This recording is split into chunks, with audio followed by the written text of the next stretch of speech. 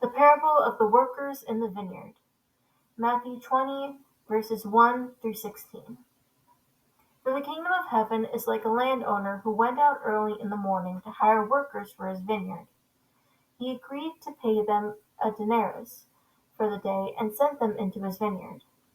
About 9 in the morning he went out and saw others standing in the marketplace doing nothing.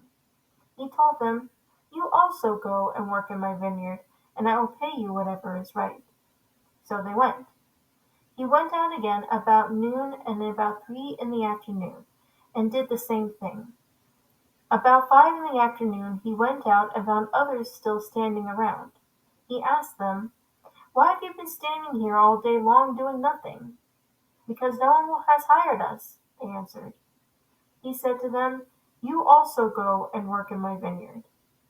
And when evening came, the owner of the vineyard said to his foreman, "Call the workers and pay them their wages, beginning with the last ones hired and going on to the first." The workers who were hired about 5 in the afternoon came, and each received a denarius. So when those came who were hired first, they expected to receive more. But each of them also received a denarius. When they received it, they began to grumble against the landowner.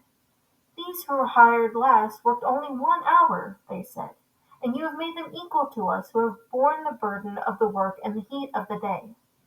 But he answered one of them, "I am not being unfair to you, friend. Didn't you agree to work for a denarius? Take your pay and go. I want to give the one who was hired last the same as I gave you. Don't I have the right to do what I want with my own money? Or are you envious that I am being generous?" So the last will be first, and the first will be last. All around the world there are believers who have been living out their journey of faith for many, many years, possibly for their entire lives. There are also believers who are just barely beginning their journey of faith. However, the same gift of salvation and eternal life is available to all, regardless on when they start their walk of faith. Because in the end, when we start having faith isn't what's important.